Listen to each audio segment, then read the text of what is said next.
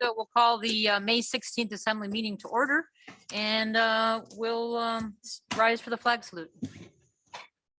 I pledge allegiance to the flag of the United States of America and to the republic for which it stands, one nation, under God, indivisible, with liberty and justice for all. Mr. Smith. Thank you, Madam Deputy Mayor. We would like to acknowledge that the city and borough of Juneau is on Tlingit land and wish to honor the indigenous people of this land. For more than 10,000 years, Alaska Native people have been and continue to be integral to the well-being of our community. We are grateful to be in this place, a part of this community, and to honor the culture, traditions, and resilience of the Tlingit people. Gunish Chish. Thank you, Mr. Smith. Madam Clerk, would you call the roll? Thank you, Madam Deputy Mayor. Ms. Hughes Scandies, Here. Mr. Smith, Here. Ms. Treem, Here. Ms. Wall, Present. and I don't see Mr. Bryson yet. We know Ms. Hale is not with us and Mayor Weldon's not with us. Ms. Gladysewski. Here. And Wolofsky also is not with us. So we have a quorum present. Thank you very much. So we have the first special order of business, a proclamation about National Safe Boating Week. And this is from the mayor, and I'll read it. Whereas for an estimated more than 100 million Americans, boating is a popular recreational activity. And whereas during National Safe Boating Week, the U.S. Coast Guard and its federal, state, and local safe boating partners encourage all boaters to explore and enjoy America's beautiful waters responsibly. And whereas safe boating begins with preparation, the Coast Guard estimates that human error accounts for most boating accidents and that life jackets could prevent nearly 86% of boating fatalities. And whereas though basic boating safety procedures, including carrying life-saving emergency distress and communications equipment, wearing life jackets, attending safe boating courses, participating in free boat safety checks, and staying sober while navigating, the Coast Guard can help ensure boaters on America's waterways stay safe throughout the season. And whereas National Safe Boating Week is observed to bring attention to important life-saving tips for recreational boaters so that they can have a safer, more fun experience out on the water throughout the year. And whereas on average, 650 people die each year in boating-related accidents in the United States. 75% of these are fatalities caused by drowning. And whereas the vast majority of these accidents are caused by human error or poor judgment and not by the boat, equipment, or environmental factors. Now, therefore, I, Beth Weldon, the mayor of the city and borough of Juneau, on behalf of the City and Borough Assembly, do hereby issue this proclamation designated May 21 to 27, 2022 as National Safe Boating Week in Juneau. I encourage all citizens who boat to practice safe boating habits and wear a life jacket at all times while boating. And we have a member of the Coast Guard here. Thank you for all your work in keeping us safe and stopping us and showing us what equipment we do or do not have on our boats. Thanks very much. You can take yep. Thank you very much. Thanks for coming. Okay, now we have instructions for public participation. Madam Clerk, can you help us out with that one? Thank you, Madam Deputy Mayor. Yes, we do have a Zoom link, and unfortunately it was not correct on the original published agenda. That has now been corrected online. It is also being broadcast on our YouTube channel. And we did have an opportunity for anyone who wished to sign up and testify via Zoom. Close at 4 o'clock today, and nobody did sign up in advance to participate via Zoom. We do have some public in the audience, and I will check and see if anyone has signed up at the back of the room. And like I said, we're on the YouTube channel at juno.org and follow the links to YouTube. Clerk, and let me know if there's anybody who's signed up for public testimony in the room.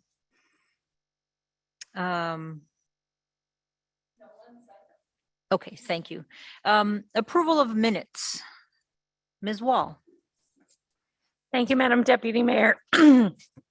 I move the Assembly approve the March 7th regular Assembly meeting minutes, the April 13th special Assembly meeting minutes, and the April 25th regular Assembly meeting minutes, and I ask for unanimous consent.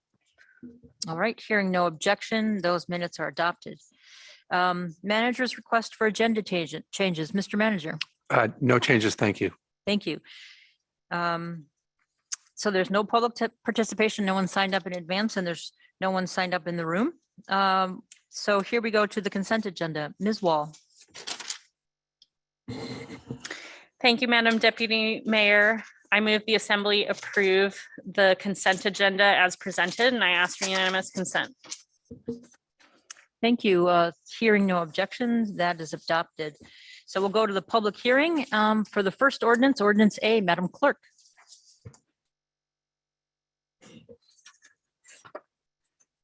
Thank you, Madam Deputy Mayor. This is ordinance 2022-11, version B, an ordinance amending the street vending requirements of Title 62 regarding parking.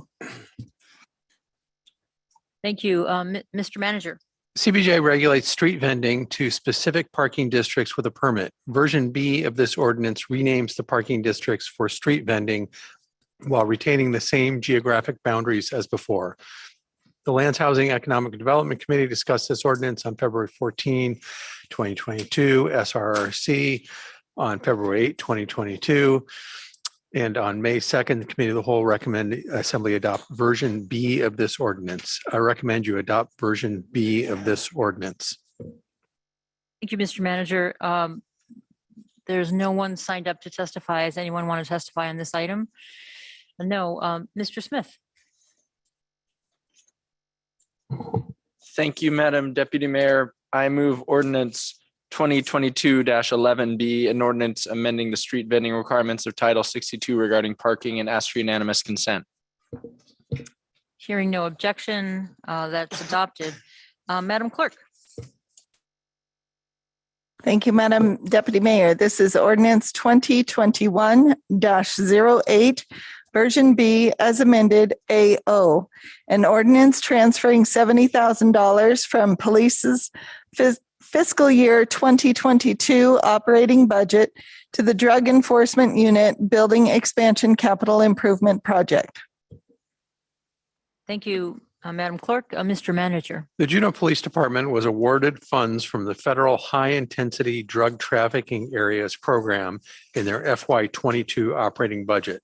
Per the grant award, a portion of this funding is allocated for the design phase of the Drug Enforcement Unit Building Expansion Project.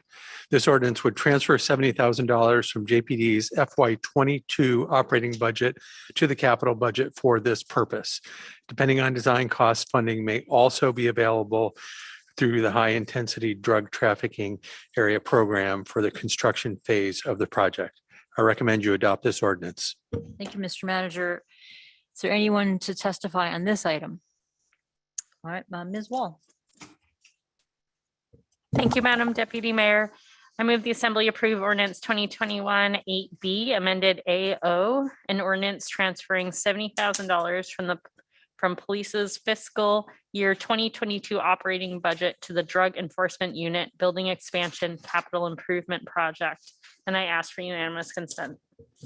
Ms. Treem and then Ms. Hughes Candies.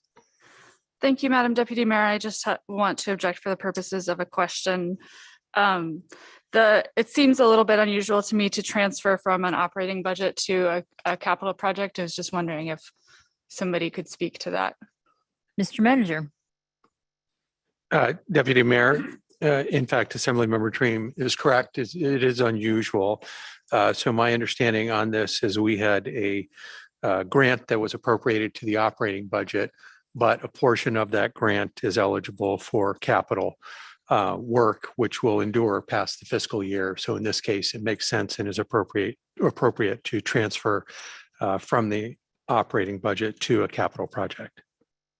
Thank you. I'll remove my objection. Ms. Euskandis. Madam Deputy Mayor, I was just objecting for purposes of a question because unfortunately I didn't get with staff before the meeting, but I was wondering if you could provide a little bit of information about the building or where it's going to be. Mr. Barr looks like he's mashing his microphone. Go ahead. Thank you, Madam Deputy Mayor. So the operations of this program are in JPD's building right now. There are a handful of federal agencies that participate with JPD in doing this work. The DEA and the troopers and the post office are three of them. Right now, the amount of space that's necessary for the employees that are currently working in there is it's really tight. So what this does is it creates a little bit more space so that they can spread out a little bit and have more space to work. Thank you, Mr. Barr. Go ahead. You good? I will remove my objection.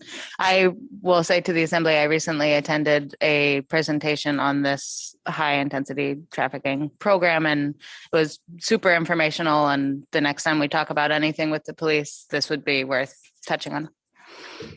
Thank you. Thanks very much. Okay, any other objections to this ordinance? Okay, hearing none, that's adopted. Now to unfinished business. Madam Clerk. Thank you, Madam Deputy Mayor. This is ordinance 2021-08B as amended AL, an ordinance appropriating $1,300,000 to the manager as a grant to United Human Services of Southeast Alaska to construct the Southeast Community Services Center, funding provided by general funds. Mr. Manager. The Assembly appropriated $1,100,000 to United Human Services of Southeast Alaska in October 2020 to support construction of the Southeast Community Services Center. Since that time, the project has experienced significant cost escalation due to inflation, supply chain issues, and other economic factors. This ordinance would appropriate an additional $1,300,000 to help address these issues and ensure completion of project construction. Assembly Member Smith has proposed an amendment to condition the grant funding, which is described in the packet, packet page 112. I recommend the Assembly consider Assembly Member Smith's amendment and adopt this ordinance. Thank you. There's no one in the room that wants to testify on this. Looks like Ms. Treem. Thank you, Madam Deputy Mayor. I move ordinance 2021-08B as amended AL. Thank you. Mr. Smith. Thank you, Madam Mayor, Deputy Mayor. I move to amend ordinance 2021-08B amended AL as follows. Inserting a new section 4 and renumbering existing section 4 as section 5. The new section 4 would read, grant condition. This grant is conditioned on the grantee agreeing to refund the CBJ these grant funds dollar for dollar up to the amount appropriated by this ordinance if the grantee receives more than its fundraising needs, which is set at 10.5 million within the next 10 months. The grantee agrees to continue to make good faith effort to raise funds from all sources. If I may speak to it just briefly. Sure, go ahead. Thank you, Madam Deputy Mayor. The reason I offered this is that in my day job at the legislature, the Teal Street Center has been they're in the capital budget for funds to help finish their project. There's still a bit more process to go, but the hope was just that if they can receive and use federal funds, better to preserve our funds. I've spoken with Ms. O'Keefe, the executive director of United Health Services, and have worked with her in coming up with the numbers, and she's given me the approval of this amendment. But that is the intent, just to hopefully use federal funds should they receive them to help finish this project that I think all of us or many of us support. Thank you, Madam Deputy Mayor. Thank you, Mr. Smith. Before we, any discussion on this, I understand that Mr. Bryson is here. Mr. Bryson, can you hear us and can you talk to us? I can hear you guys loud and clear. Can you hear me, Madam Deputy Yeah. Mayor? Yes, sir. So I just wanted to make sure you heard all that about the amendment. And does anyone object I to the did hear the amendment? amendment, yes. Okay, thank you, sir. Does anyone object to the amendment?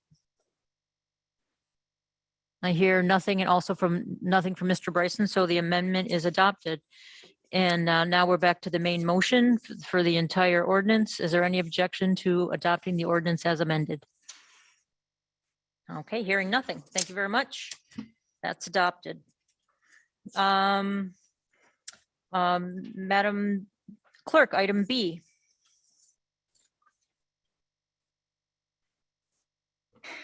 Thank you, Madam Deputy Mayor. This is ordinance 2022-07, version B, an ordinance appropriating funds from the Treasury for fiscal year 23 school district operations. Mr. Manager. This ordinance will appropriate $86,659,000 to the school district for its fiscal year 23 operating budget. This is an overall decrease in the budget of $5,737,600 from the FY22 amended budget. The FY23 school budget is supported with a combination of funding sources, including CBJ local funding of $30,766,200, state and federal funding of $51,389,400. Local funding consists of $28,491,200 for general operations and $2,275,000 for programs and activities not subject to the state funding cap. State statute requires the Assembly to determine the total amount of local educational funding support to be provided and provide notification of the support to the school board within 30 days of the school district's budget submission. District's budget was submitted April 1, 2022. During the April 25th, 2022 regular Assembly meeting, the Assembly approved local funding portion of $28,491,200 for school district general operations. During the May 11, 2022 Assembly Finance Committee meeting, the Assembly approved $2,275,000 for programs and activities not subject to the state funding cap. By charter, the Assembly is required to appropriate the school district's budget no later than May 31. I recommend you adopt this ordinance. Thank you, Mr. Manager. Looks like no one's here to testify on this item. Ms. Euskandis. Thank you, Madam Deputy Mayor. I move the Assembly adopt ordinance 2022-07B, and I ask for unanimous consent. Okay, hearing no objection, that is adopted. On new business, Mr. Manager, regarding recommended protest of liquor license 4349. Deputy Mayor, the Human Resources Committee met this evening. They did have a quorum, but they did not have enough members present to vote, but the chair can report on the discussion that they had. Okay, thank you, Mr. Manager. I thought they couldn't do anything. Am I not right on this? They didn't hear this item? I mean, since you only had two, you couldn't vote on anything?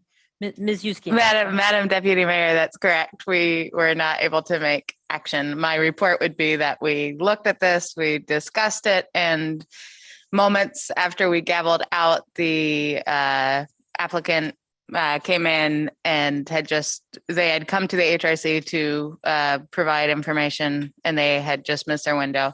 They're stayed for the Assembly meeting tonight, so I think they would be eager to provide information to the full Assembly. Okay, thank you. So this is an informal hearing. Is that what it's called? An informal hearing. Is there any order to an informal hearing, Mr. Palmer? I get to.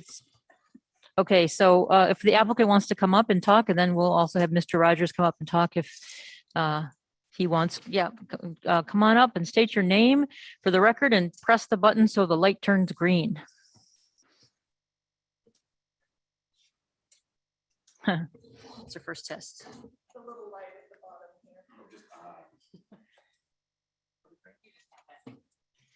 Just, there you go. Don't hold it down.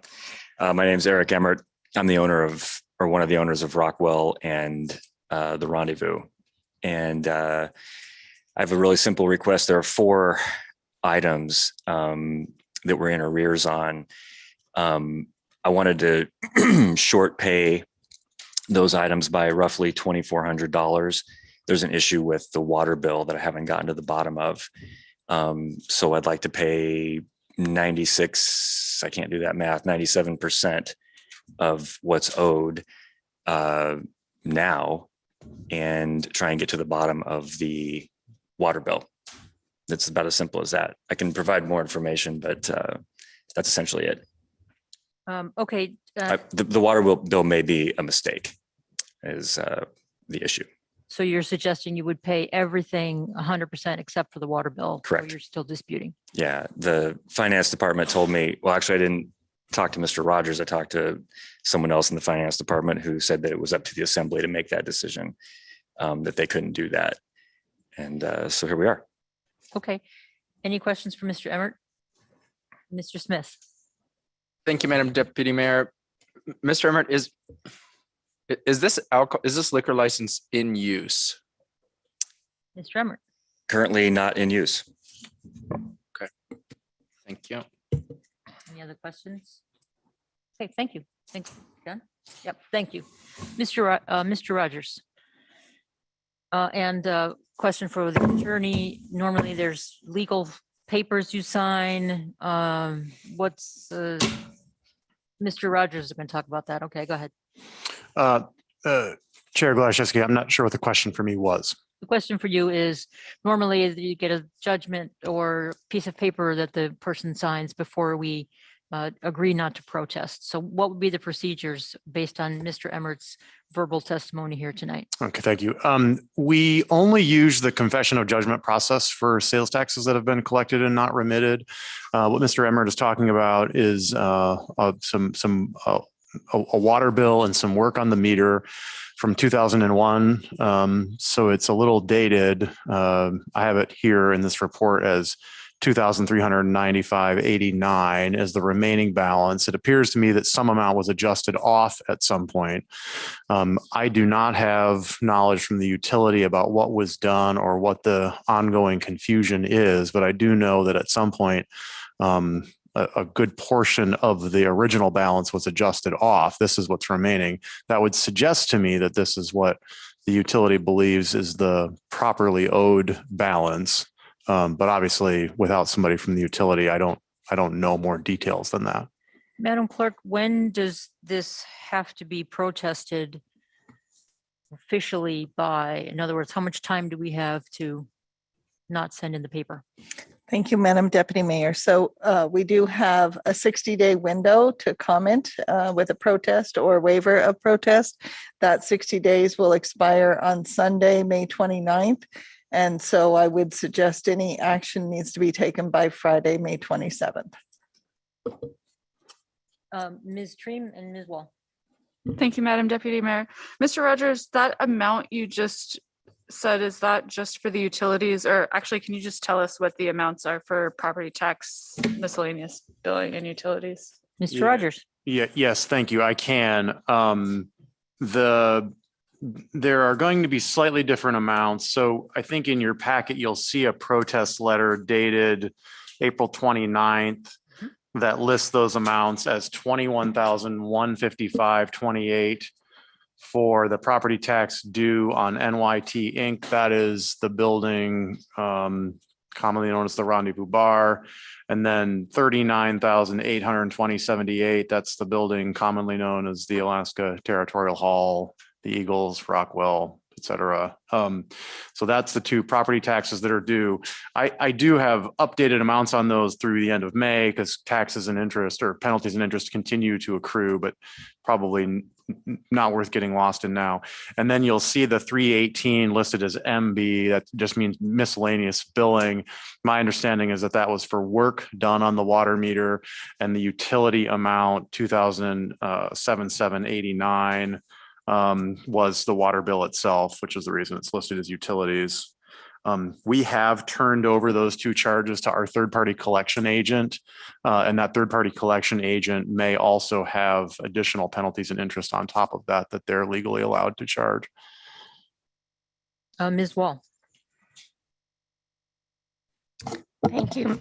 Thank you, Madam Chair. Mr. Rogers, if the applicant had paid the property taxes, but not these two, the utilities and the water meter, would you still recommend a protest?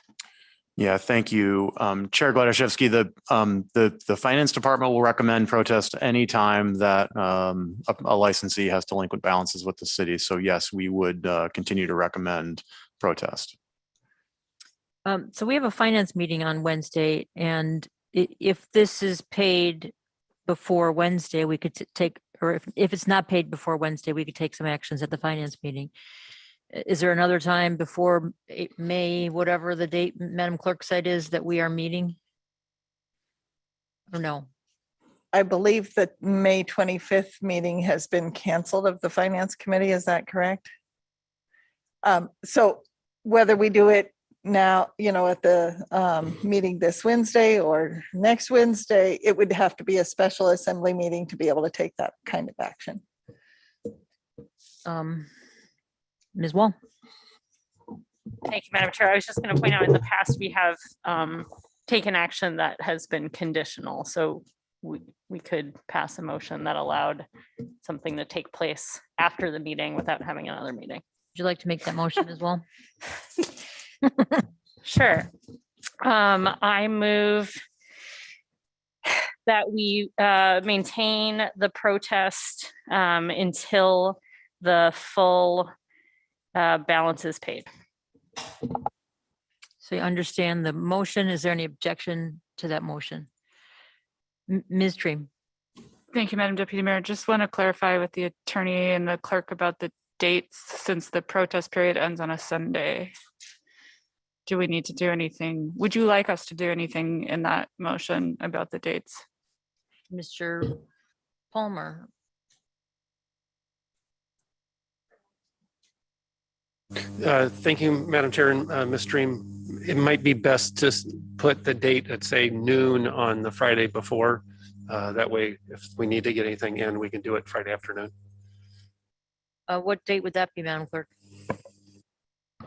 That would be Friday, the 27th of May. Ms. Wall. And Chair, I'm sorry to interrupt. Just for all practical purposes, anytime the assembly has conditioned a protest on payment of past due accounts of the city, we have always accepted payment of those amounts right up until the time that that the state board meets to renew the license, and the finance department and the clerk work together as quickly as we can to waive your protest in front of those bodies at the last minute if that happens. So for all practical purposes, unless you indicate otherwise, that conditional language would allow us to withdraw your protest right up until the time that that the alcohol board meets. So that is after the 30th or with the 60 days? Are you suggesting? I believe the clerk has the date of that meeting. I don't have it in front of me.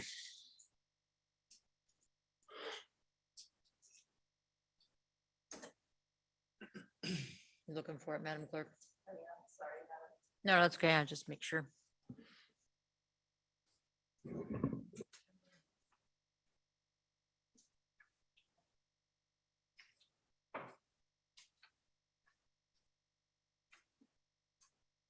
So I'm showing that they had an April 12th meeting, and the next meeting is scheduled for June 28th.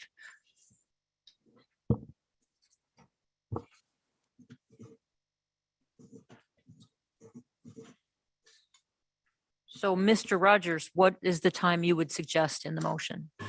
Well, I think for us, for practical purposes, if the motion is simply conditioned on, if the assembly's protest is conditioned in such a way that we would waive that protest when they paid, we would accept a payment right up until the time that the board meets, and we would communicate to them that the protest has been withdrawn. Ms. Dream. Thank you, Madam Deputy Mayor. I guess that approach is a little concerning to me, given the language in this letter, which really clearly says 60 days. So I would be nervous about promising the applicant that we would remove a protest on day 70 if we don't really have the power to promise we can do that. Okay. Madam Clerk. Thank you, Madam Deputy Mayor. If it helps for clarity purposes, when the assembly protests, we do remove the protest at any point in time, like Mr. Rogers said, when it is cured. Right. We have 60 days to send the letter of what the assembly's action is. That was where the 27th deadline was. If we held off on actually sending that letter until the 27th in the hopes that it would be paid, we would not be sending the letter saying it's protested until the 27th. And I think it may be splitting hairs a little bit, but it gives them, we're not sending the letter out tomorrow with the protest if you wanted us to wait until the 27th to actually notify AMCO that that's the assembly action The 27th of June. of May, May excuse me. 27th. Yeah, Yep. that's the end of our 60-day timeframe. Madam, Ms. Wall, would you want to change it to noon on May 27th? Your motion? I'm not quite sure what the change would be. Maybe I can rescind my motion here and someone can make the correct motion. Mr. Smith. Thank you, Madam Deputy Mayor. I guess, so we have 60 days in which to protest. After that 60-day period, if we were to say, you know what, we received these funds, can we remove our protest between the end of that 60 days and when the board meets, and then everyone's happy? Is the technical term? If I might, More time will be next. Anyway, Madam Clerk. yes, and that's correct, Mr. Smith.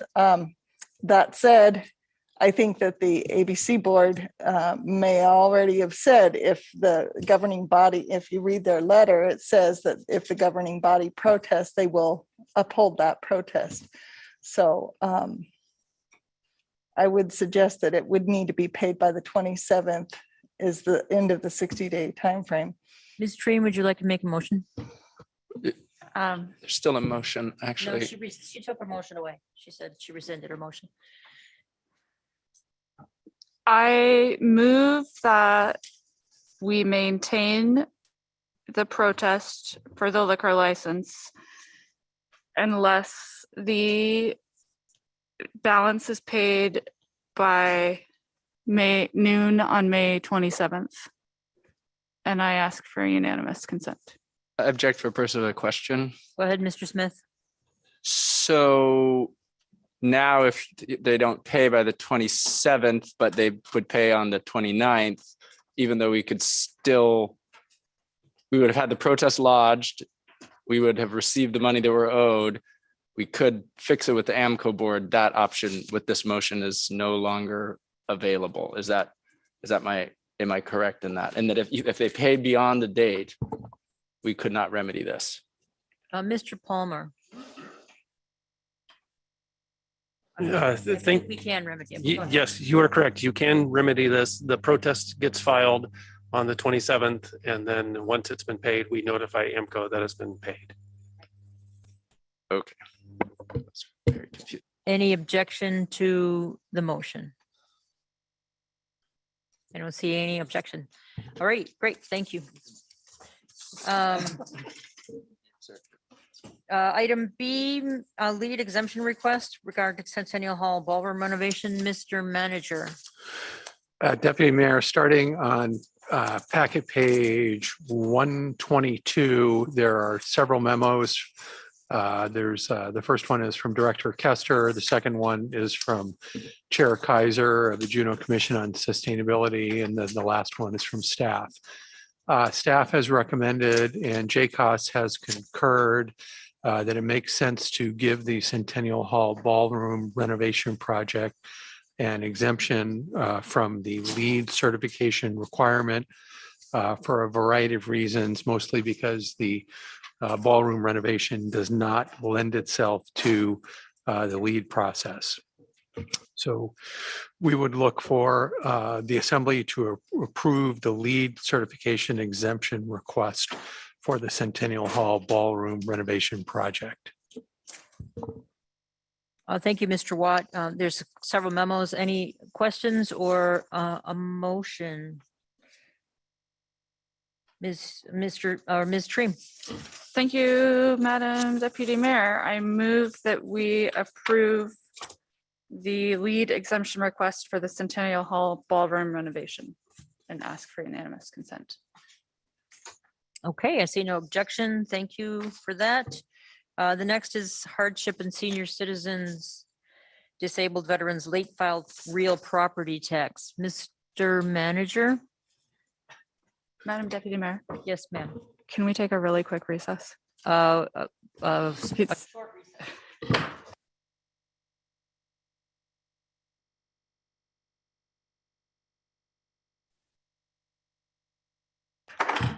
We're back on the record. Mr. Watt? Deputy Mayor, there are 11 property owners that have requested the assembly authorize the assessor to consider a late filed exemption for their property assessment. I recommend you consider these individually and act on their requests. Thank you, Mr. Watt. Ms. Wall? Thank you, Madam Deputy Mayor. The Assembly has considered separately the following late filed property tax exemption applications. Renee Guerin, Linda McCauley, Monica Casapit, Walter Bowman, Daniel Darbon, Judith Hendrickson, Brendan Kiernan, Socrates Krusenstein, Marianne Ray, Stephen Bauer, and Discovery Southeast. I move the Assembly accept these late file exemption requests and refer them to the assessor for review and action, and I ask for unanimous consent. Okay, seeing no objection. Thank you, Ms. Wall. Those will be forwarded to the assessor. Staff reports, Mr. Manager. Deputy Mayor, in your packet on packet page 141 is a one-page memo from myself to the Assembly about the process for considering 1% sales tax projects for the fall ballot. This follows up on our discussion at the May 2nd Committee of the Whole. And I've laid out a process whereby the Assembly will take up this question 2 times in June at the June 6th and June 27th Committee of the Whole. The Assembly will get to rank the projects individually and then take that composite ranking and assign values to it. We've also done some outreach to the boards and the public, and we'll make sure that any of their proposals are included on the list that you receive at the Committee of the Whole on the 6th. So I would be looking for acceptance of that process tonight. Thank you, Mr. Manager. Any comments on that process, or everybody agrees that's a good idea? Ms. Wall? Thank you, Madam Chair. Just one question for the manager. I appreciate having kind of the manager's recommendations for us to work on. Do you see updating your recommendations based on any of the information we're going to hear, or do you expect your recommendations will stay the same? Mr. Watt? Deputy Mayor, I had not anticipated updating that recommendation from March. I believe that was kind of a point of departure recommendation. And at this point, I think we'll be providing information to the assembly and the assembly can prioritize. Okay, Mr. Smith. Thank you. Maybe on the similar vein. So there was a kind of a draft proposed in March, and then we'll be shown ideas that came from the public and the enterprise boards and others. And is that what the master list will be? Kind of a conglomeration of all of those things, no matter what. Mr. Watt. Deputy Mayor, that's right. The master list will include all suggestions, however exciting or municipally mundane they may be. And just because that list will be in the sixth packet. That's correct. The 6th packet. More questions? Any approval that's what we'll do?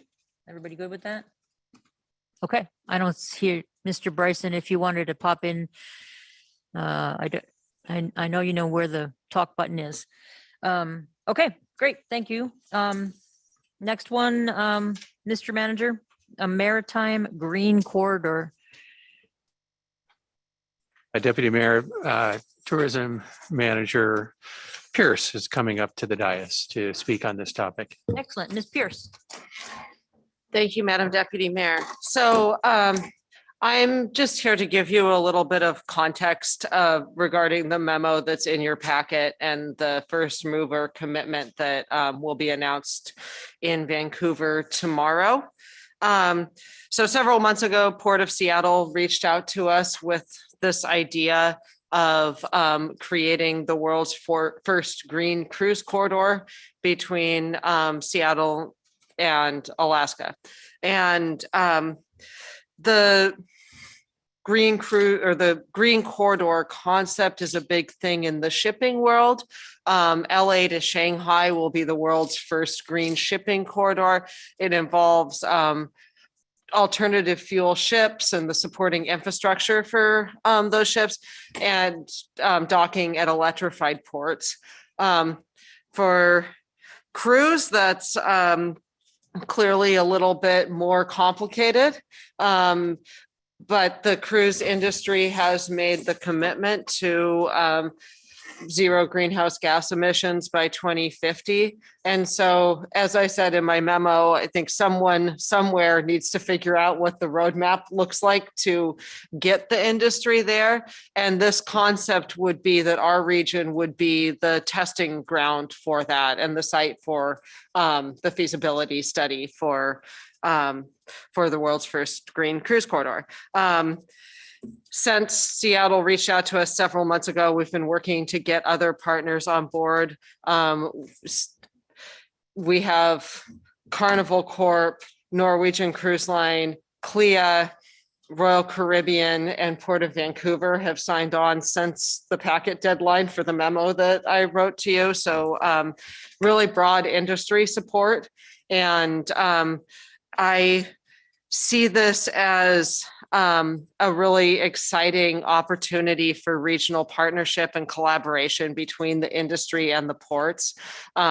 Something that's been a big goal of mine and Mr. Watts is to work with our regional partners to kind of articulate a collective vision for the future of cruise tourism in Southeast Alaska. And I think this is a really positive opportunity for collaboration, a really positive opportunity to help some of the other ports start thinking about their long-term goals and plans and what their infrastructure needs might be in this kind of new feasibility study green corridor environment. So the commitment to do this feasibility study means that our next step is to agree to a charter that kind of lays out what the parameters of this are and identifies the different partners and their different levels of commitment. And, you know, personally, I'm really excited about this. I just think it's a really great initiative. We were the first port in the world to have shore power, and I think it's really appropriate that we lead the world in this too, and continue to push the envelope on environmental policy and practice in the cruise world. And it may be lead to opportunities for funding and other exciting things like that. So yeah, I think we are an excellent candidate for the region to test this concept because we have relatively few international borders. You think about the Caribbean or Europe, you're looking at many national governments, whereas here we have 2 countries, 2 states and a province.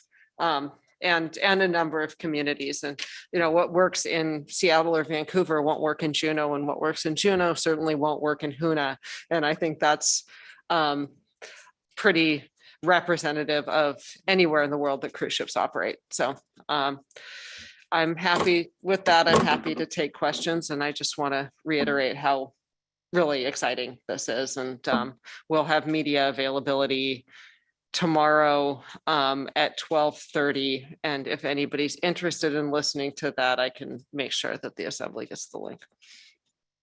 Thank you. Any questions for Ms. Pierce? It's an exciting opportunity. Ms. Hughes-Candies. Thank you, Madam Deputy Mayor. I'm really thrilled about this. I'm very excited about this. And I want to make that really clear because my question might make it sound like I'm not, but I really, really am.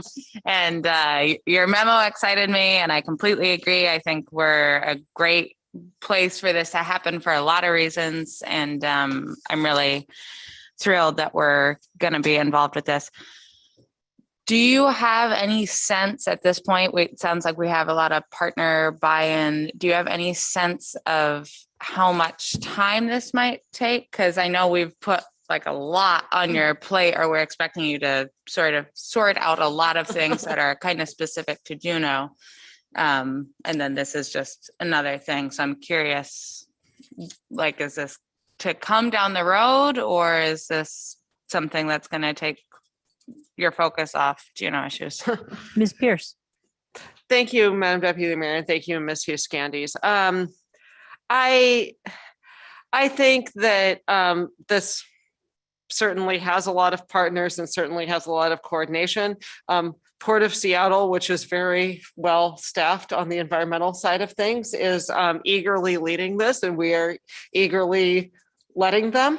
I think a future feasibility study would probably need to be done by a contractor or somebody separate from all of these different partners signed on. I can't imagine a scenario where one person from one port is conducting a feasibility study that has multiple cruise lines and multiple ports signed on to it. That just, as somebody who's in that line of work, actually gives me a little mini panic attack. So that's all I wanted to make sure is we weren't Yeah. dumping it on you. Okay, great. That sounds good. Mr. Smith. Madam Deputy Mayor, and yes, also super excited and supported. I did just on similarly, you mentioned a feasibility study. I mean, are the partners going to be in the expectation of, financial contribution by the partners? Ms. Pierce. Thank you, Madam Deputy Mayor. Mr. Smith, not at this stage. I think as this process kind of takes shape and the project takes form, we'll have more of an idea of what it looks like. I will say that it's something that the federal government knows about and is really excited about, which gives me optimism regarding who's funding. But I can't speak to that right now. Certainly not at this time.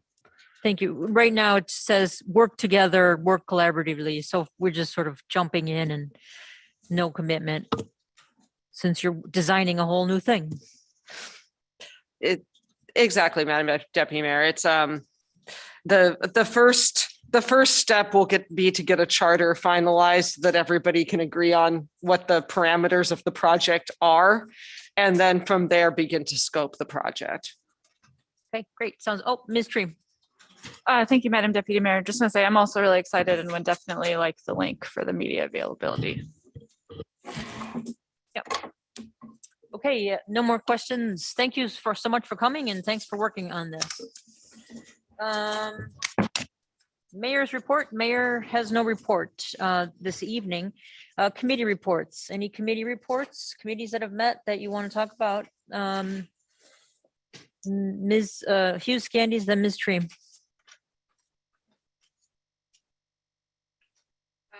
Thanks, Madam Deputy Mayor. So as you noted, the Human Resources Committee met earlier and we had quorum to meet, but not to recommend appointments to the full assembly. However, I just wanted to report on two where we had, what's the word? We had incumbents, that's the word, who had applied and they were the only applicant. And so this is not the Human Resources Committee recommending this, but I am saying to the full assembly that for the Board of Equalization, Emily Haynes has applied for reappointment for a term beginning immediately and ending December 31st, 2024. And that's a time-sensitive board, so curious if. Is there any objection to the assembly making that appointment absent a recommendation from the Human Resources Committee? Okay, hearing no objection. Ms. Hughes Candies. Thank you. And similarly, the Utilities Advisory Board, we received an annual report from them. And an incumbent, Elizabeth Peterson, had applied and no other applications have been received for a term beginning June 1st, 2022 and ending May 31st, 2025. Thank you. Any objection to the assembly making that appointment absent a recommendation from the Human Resources Committee? All right, thank you. And finally, we have some empowered boards that we need to do interviews for coming up.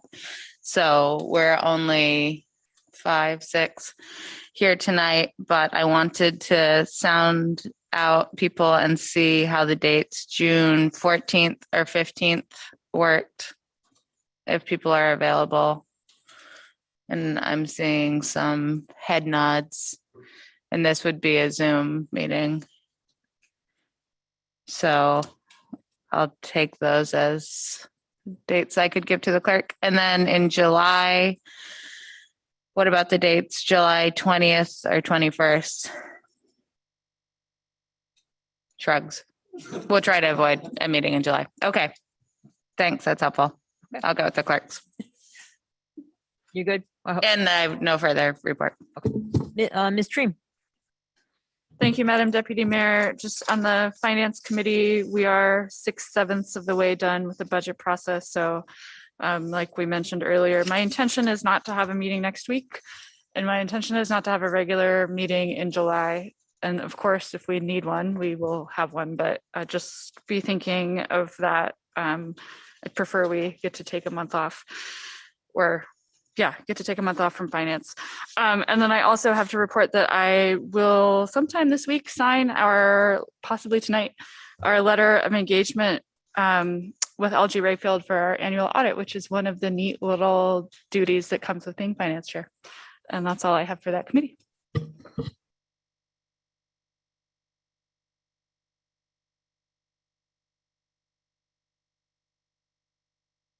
Microphone. Committee of the Whole met on May 2nd, talked about a number of the things that were the 1% sales tax projects. We talked about sales tax on food, which we will talk about again at the next meeting. Election code changes, street vendor map that we did today. And the one thing that we talked about that wasn't on agenda today was the JPD CCFR armored vehicle. We heard a presentation from the JPD and CCFR, and the members got their questions answered on that item. Any other committees? Mr. Bryson? Anything to report? I was unmuting myself as you were calling my name, Madam Chair. Public Works and Facilities met earlier this month. We discussed an MRI and CT scanner. It was introduced tonight for Bartlett. We discussed the not requiring the LEED certification for Centennial Hall, which we dealt with this evening. Had a brief discussion about city museums, and that concludes Public Works and Facilities, Madam Chair. Thank you, Mr. Bryson.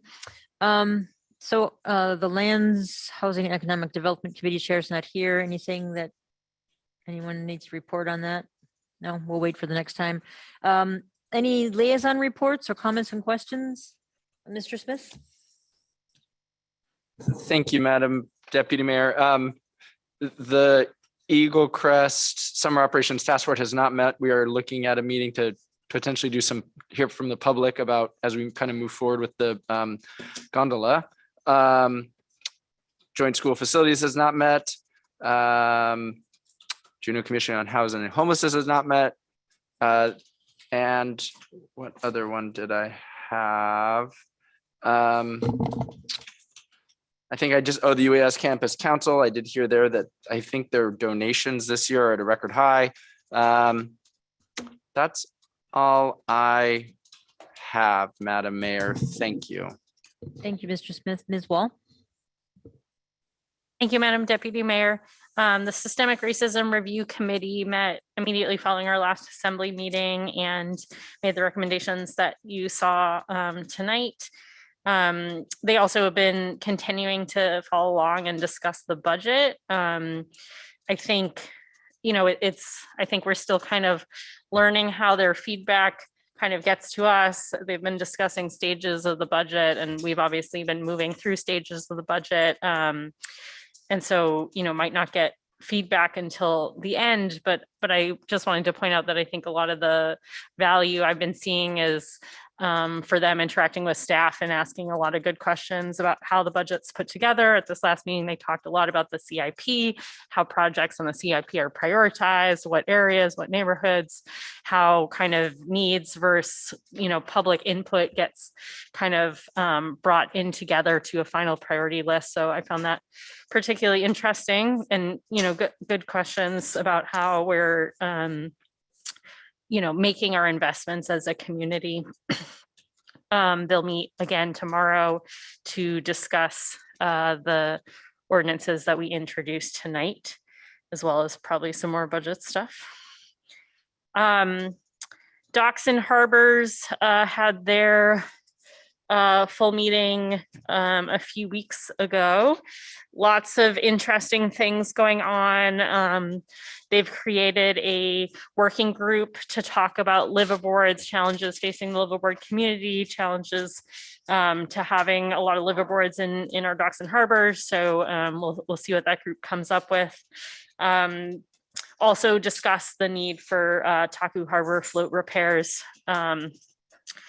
There was also a whole lot of inquiries that were coming before Docks and Harbors about uses, property leases and uses of Docks and Harbors lands. And all of these were in very early stages, but I thought they were all pretty interesting. So I thought I'd let you know what ideas people are kicking at them, again, very early in the process. So some of these might not go very far, but there was an inquiry about a tide lease in Ock Bay, a potential easement through the Statter Harbor parking lot, a potential land and tidelands purchase under Juneau Electronics, which has a new owner, a community garden at the Little Rock Dump, the totem pole trail that we have heard about along the waterfront, and then an opportunity for a joint harbor facility with the Marine Exchange in our downtown waterfront. So all kind of interesting, big potential projects that other members of the community and organizations are proposing and bringing to Docks and Harbors for their consideration. I also wanted to say in our HRC meeting today, the clerks reminded us that the application period for a number of our competitive and important boards are coming up. So May 25th, the applications for the hospital board will close, and then June 3rd, applications for Docks and Harbors, Eagle Crest Airport, and the Planning Commission will close. And I just wanted to bring that to your all attention in case you know good candidates or want to encourage incumbents to reapply. Thank you. Thank you very much, Ms. Wall. Ms. Treem. Thank you, Madam Deputy Mayor. The Aquatics Board met tonight, which I totally spaced because this Monday is not their usual night, and I'm very sad that I missed it because it was Colin Monahan's last meeting. He's been the aquatics manager for about 4 years, and he's really done a wonderful job. And he is taking a job down south where they have an outdoor pool, although I don't know if that's the reason why he's taking the job, but he did promise me that he would come back to Juneau someday. So we're really going to miss him. And the board tonight, I think, began the discussion of a transition plan, and that job has been posted. The Aquatics Board is also working on a contract with Glacier Swim Club, something that comes up every 5 years and covers their facilities usage and the fees for that usage, and then some other things like storage and office space and the record boards and the trophy cases. So that's a regular process, although it's infrequent. So they're working on that. Also related to the pool, the mayor and I got to visit the Diamond Park Aquatic Center and see the installation of the new decking surface out there. It's an anti-slip, cool decking in these tiles, these like foam tiles, so they can be replaced as needed. It looks awesome, and I'm really excited about that. I think it's going to be a lot safer to walk on that deck. Let's see, JCOST met on the 4th. They received an update from Director Custer on EV planning, infrastructure, and fleet conversion. They also heard from Sarah Gressa at BRH on a new initiative at the hospital on cloth diapering. So to see if there's maybe any overlap between the mission of JCOST and that initiative. And there's also another lead exemption request similar to the one we just approved coming our way. This one is for the Bartlett Regional Hospital Emergency Department renovation. There's been some discussion on JCOST about potential amendments to our code that require LEED certification, because these two projects are similar in that they are renovations and not brand new projects, and it's much harder to meet those LEED standards for a renovation. So I will keep the assembly updated if they do any work on the code for that.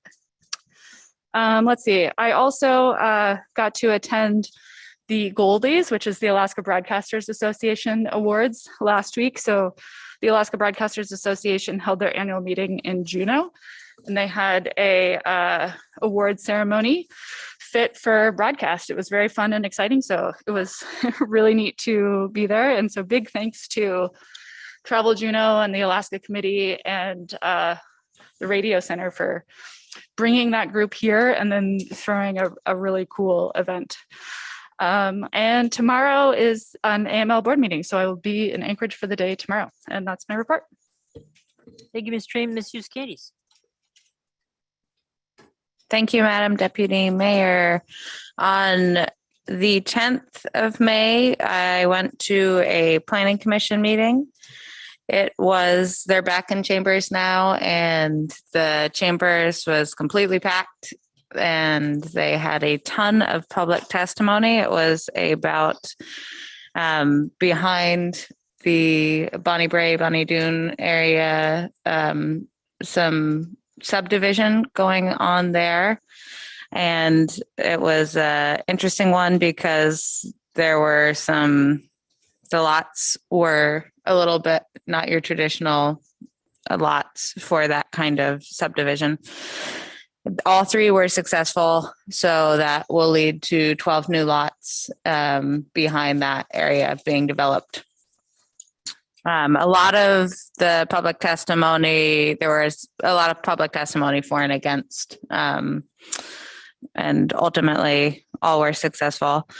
That was the Planning Commission's first time using their new format. They prior had staff presenting the cases or presenting whatever was to be decided, which sort of seemed like staff was trying to make the argument for. So they're no longer doing that. And it looks a lot more like our meetings now, with the CDD director reading a report that summarizes what's in the packet and then going from there. So we'll see how that goes using that format, but seems to be good reasons for it. And it went smoothly the first night.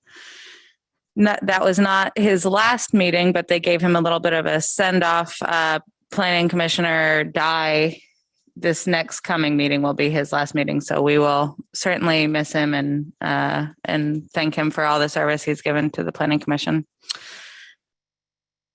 Let's see, tomorrow at 10:30 a.m., the Juneau Commission on Aging will be meeting, and I don't have it in front of me, so I'm not sure what's on the agenda. The PrAC meeting, I was not able to attend because I had a work obligation. In addition to all of that, since the last assembly meeting, I got to attend the wedding of Wathagidak, and I can say that she was the most beautiful bride, and it was a real pleasure to get to attend the wedding. And I think that's it for me. Thank you. Mr. Bryson. Thank you, Madam Chair. Travel Juneau, they were able to welcome the Bliss, first cruise ship of the season, on the 25th. I want to report that the Friends of the Flag got their flags up on May 1st, and the cruise ship terminal visitor center is open and is staffed when they have volunteers for it. And that concludes my report for Travel Juneau. I did attend senior night. My senior daughter, Mary Ellen, they had the Thunder Mountain girls soccer team senior night, and I went and participated in that. That concludes my report, Madam Deputy Mayor. Thank you, Mr. Bryson. No presiding officer report. Madam Deputy Mayor. Ms. Hughes Candies. Thank you, Madam Deputy Mayor. I have an addendum. My own notes are so messy that sometimes I can't find the relevant bits when I'm trying to give you all a report. So I was asked at the Planning Commission by one of the commissioners where we are with mass wasting, landslides, all of that. The last time they would like an update on what the future of that is. So if I could get an update from Mr. Watt, that would be helpful. Mr. Watt, anything to say now? Deputy Mayor, it's on the list of projects that need attention. Okay, thank you. No presiding officer reports. Continuation of public participation on non-agenda items. Does anyone want to speak to the assembly on non-agenda items? I'm looking at one person in the room. No, okay. Okay, no executive session. Thank you, everybody. We're adjourned. Thank you, Madam Deputy Mayor. Have a good night.